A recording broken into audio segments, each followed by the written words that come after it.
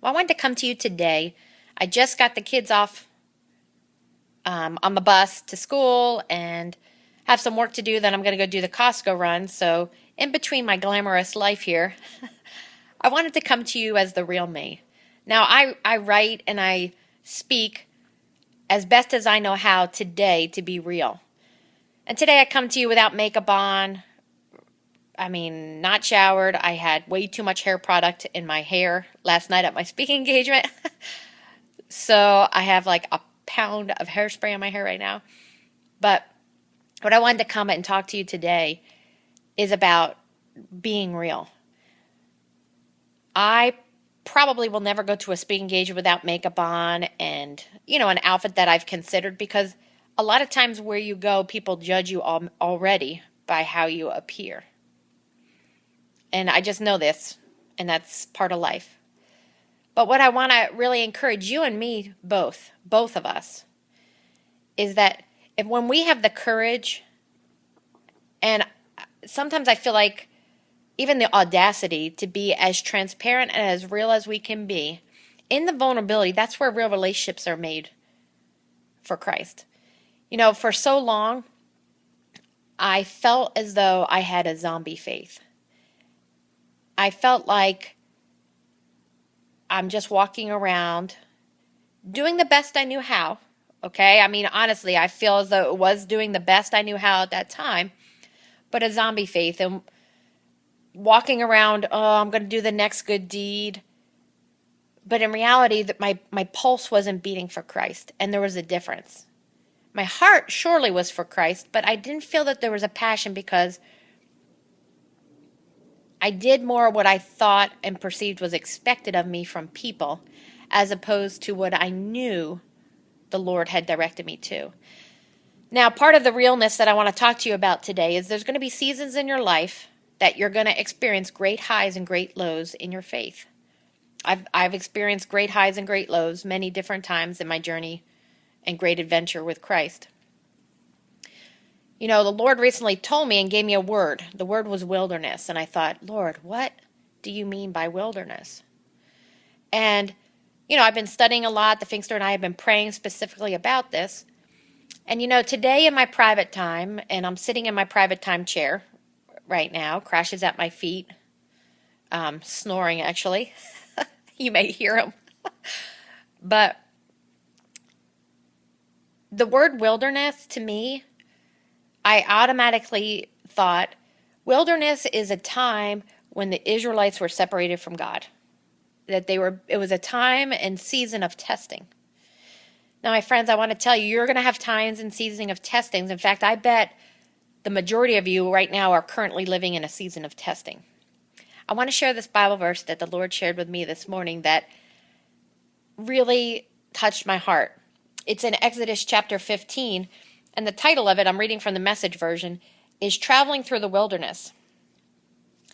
So, Moses was leading the Israelites in the Red Sea to the wilderness of Shur. They traveled for 3 days through the wilderness without finding water. They got to Marah, but they couldn't drink the water there because it was bitter. That's why they called the place Marah, meaning bitter. That's the translation. And the people complained to Moses. Now, the Israelites were known for their complaining. They were known more for their complaining in the wilderness than their faithfulness. And the Israelites, of all the people, they saw the great miracles and wonders that God did through Moses, and they still complained. They still told God wasn't good enough. And so the people complained to Moses and said, "So what are we supposed to drink?" Moses cried out to God in prayer. God pointed him to a stick of wood. Moses threw it in the water, and the water turned sweet. That's the place where God set up rules and procedures. That's where he started testing them. What I took away from this excerpt is that in a moment, in an instant, just like God can turn bitter to sweet. And a lot of those choices while we're out in the wilderness is whether we're going to be surrendered to God. We're going to trust Him. We're going to follow through on the next step. It may not look normal. It may not make sense. We may be thirsty and tired. But God can make those moments sweet. So if you're in a time or period of testing right now, I want to encourage you. I'm with you, my brother and sister. I'm with you. There's some areas where the Lord is really strengthening the Finkster and I, uniting our hearts as a couple, showing us His power, and it's been precious. And I do not want to be like the Israelites and complain through, but give praise through. And the Israelites were traveling in the wilderness from slavery to their promised land. And something that I believe now, I do not believe the promised land is a geographic destination. I believe the promised land is living in the moment, in the will and call of God. That's the promised land. That's the sweet spot. That's the promised land. Going off on your own, doing your own thing, that is not the promised land. That's doing life as your own. So today I want to encourage you, if you feel as though you're in a time of testing or wilderness, welcome. You're not alone. And you may feel alone, but you're not alone.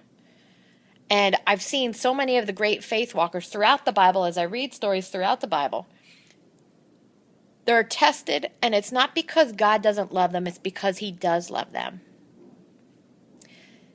And I've also learned to discern that temptations come from the enemy, trials, and testing. I'm sorry, let me say this again because I want to say it right.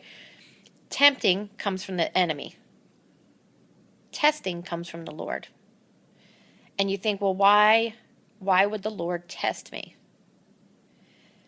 Well, have you ever taken and I'm not trying to say that as parents we are God, but sometimes you give your children the opportunity to see if they'll make the next right choice. And a lot of times, if you give them the opportunity, they'll rise up to the challenge. The Lord loves us as a great, perfect parent, and He allows us the opportunity to make choices that are free. We're free to make those choices, whether they're the best choice or not. He allows us to make those free choices. And sometimes when you see, I'm getting a test come on me, don't give the enemy, the devil. There's a very real devil. Don't give the enemy credit. Recently I heard that God has no peer. And so often as Christians, we try to make the devil God's peer. God has no peers. The enemy has no power. We give the enemy power by inviting him into our thought life and such like that, but God has no peer. Trust God. If you're in the wilderness, listen, stay sensitive to Him. Don't complain and murmur. Keep looking, keep watching, and watch where God can turn the bitter to sweet in just the right time, and He can do it just like that. And the last thought to remember today is the promised land is not a geographic location. It's a state of following the Lord and being in the Lord's will. Well, if you go out today and you're makeupless and wearing a diva suit, I want you to know you're not the only one. God loves you. If you're in the wilderness, you're not alone. God's with you. And there's other brothers and sisters that are in the wilderness too, being tested because God loves them. Don't ever forget that God loves you.